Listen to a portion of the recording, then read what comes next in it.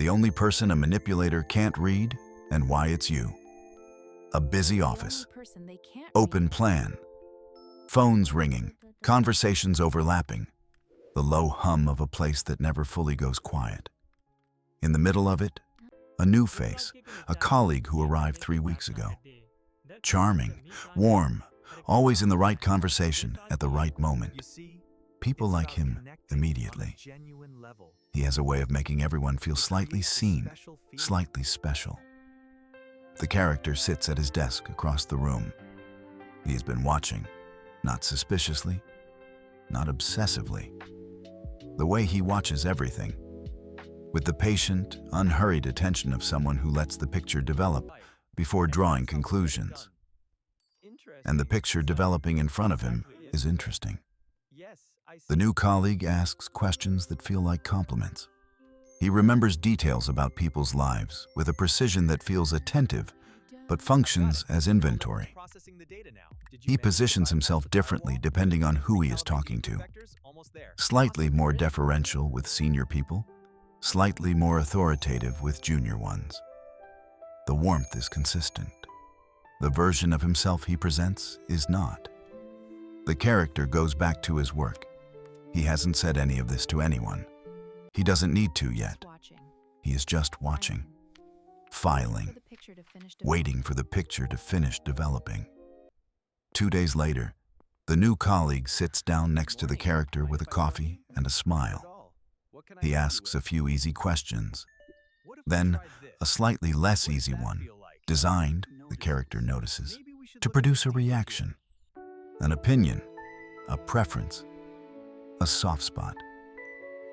The character answers simply, gives almost nothing, stays warm but surface level. The colleague probes a little more, finds the same thing, a pleasant, present, completely unreadable person. The colleague finishes his coffee and moves on to someone else. You already know this dynamic. You have been in rooms with people like this. You may not have had language for what you were sensing, but you sensed it. Something slightly off underneath the warmth. A feeling that the interest being shown in you was collecting something rather than connecting with something. And you may not have known, until now, why people like that eventually lose interest in you specifically. It is not an accident. It is not luck. It is something you are. A different scene. A psychology lecture room.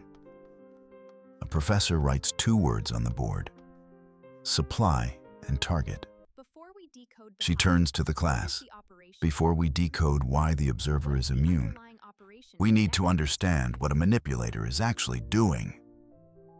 The manipulator, whether clinically narcissistic, chronically exploitative, or simply someone who has learned to extract from people rather than connect with them, is running a specific operation in every social environment they enter. The character in the lecture room, watching. He has heard versions of this before, but he is listening for the precise mechanism. The operation has 3 phases. First, assessment. The manipulator scans the environment for viable targets, not randomly, with criteria. They are looking for emotional availability, for people whose reactions are visible, whose boundaries are negotiable, whose approval-seeking is detectable, for people whose inner world can be accessed through the right door. Second, entry. Once a viable target is identified, the manipulator finds the door. A compliment calibrated to an insecurity, a gesture of understanding aimed at a loneliness, a display of strength designed for someone who has been looking for something to lean on. Third, extraction. Once inside, the dynamic is established. The manipulator has access to the emotional state of the target, can regulate it, destabilize it, reward and withdraw at will. The target is now a source of supply. The relationship, whatever form it takes, is fundamentally extractive. The professor puts down her marker. The operation only works, she says, if the manipulator can complete Phase 1. The character writes one word in his notebook. Assessment. Everything depends on the assessment. If the assessment fails, if the manipulator cannot identify a viable entry point, the operation never begins. They move on. They find someone else, not because they gave up, because the cost-benefit calculation changed.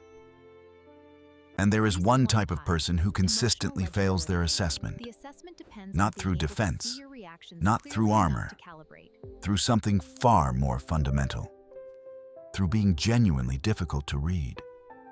The character at a social gathering. The new colleague is there, working the room, reading people, finding doors. He reaches the character, opens with something warm. The character responds warmly.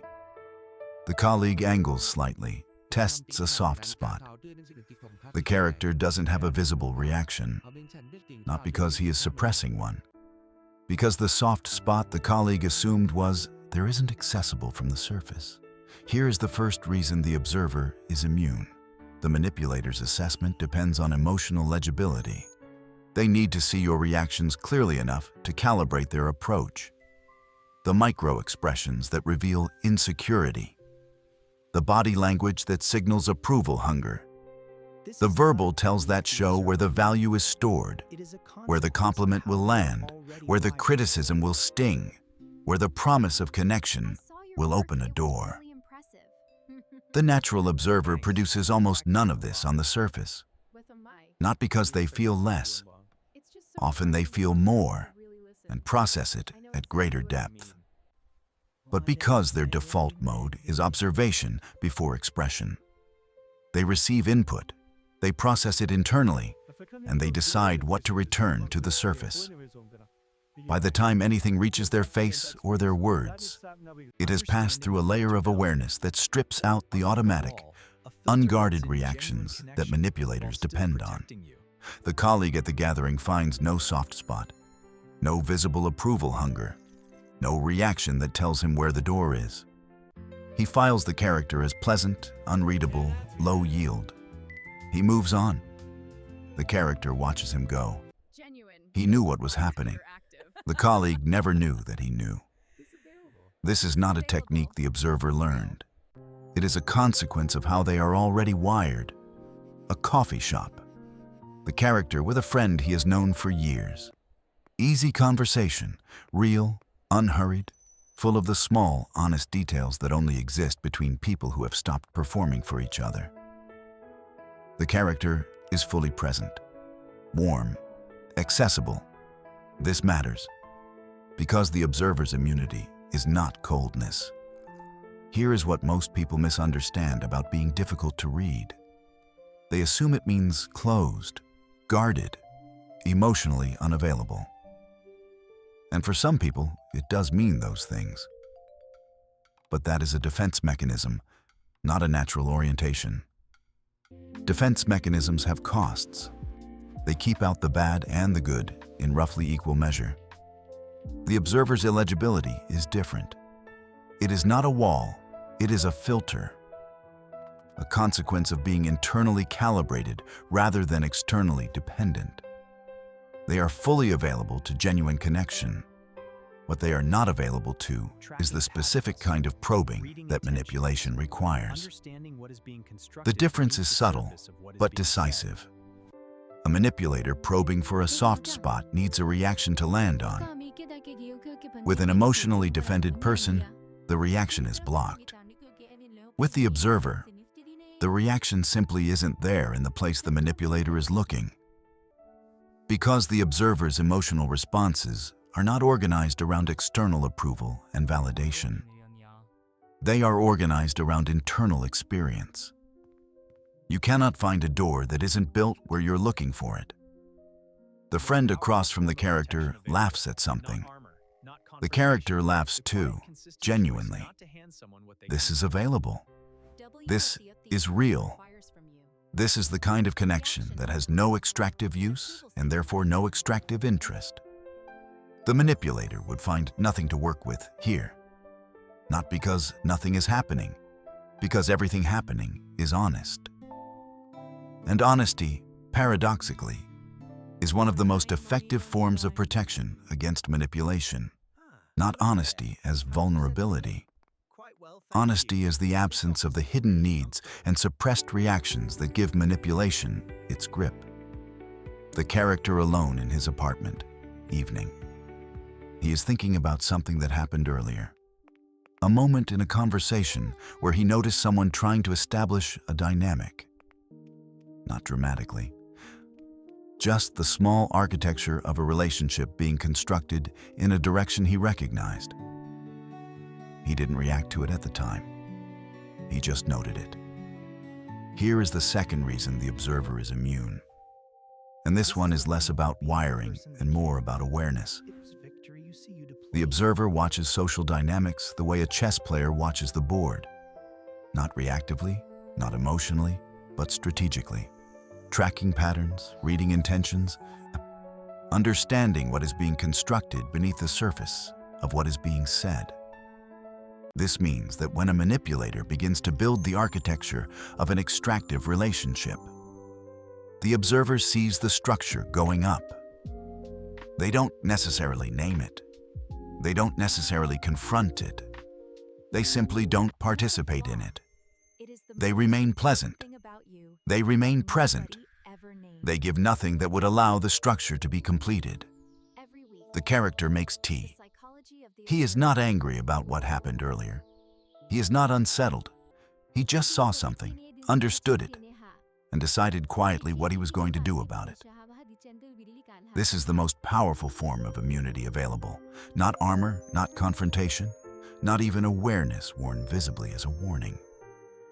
Just the quiet, consistent, undramatic choice not to hand someone what they came for. The manipulator needs your reaction, your insecurity, your approval seeking, your need to be understood, your longing to be chosen. The observer, at the level of their most fundamental operating mode, is not organized around those needs in a way that makes them accessible to someone who doesn't deserve them. This doesn't mean the observer has no needs. It means their needs are not available at the surface, on demand, to anyone who knows the right thing to say. Back at the office, a few weeks have passed. The new colleague has mapped most of the room by now, established dynamics, found his footholds, built the relationships that serve him. The character has watched all of it. They pass each other in the hallway. The colleague smiles, warm, practiced, real enough to pass. The character smiles back, genuine, simple, gives nothing extra. The colleague moves on. He gave up on the character weeks ago. Not because the character defended himself, because there was nothing to get a grip on. And the character walks back to his desk, sits down, and gets back to work. This is the thing about being the person a manipulator can't read. It is not a victory you celebrate. It is not a strategy you deploy. It is simply what you are, lived quietly in every interaction, producing outcomes you often don't even notice because they are absences. The dynamics that didn't form, the extractions that didn't happen, the relationships that stayed clean because the architecture that would have corrupted them could never get started. You have probably spent time wondering why certain people lost interest in you when you didn't seem to give them any reason to. Why someone who seemed intensely focused on you eventually redirected their attention elsewhere. Why you sometimes feel like people can't quite get a grip on you. And whether that is a flaw, it is not a flaw. It is the most important thing about you that nobody ever named. Subscribe. Because every week, we go deeper into the psychology of the observer. The traits that protect you, the patterns that give you power, the code underneath the dynamics that most people navigate without ever seeing clearly. You are the only person a manipulator can't read. Now you know why. And knowing why means you will never mistake that immunity for something that needs to be fixed.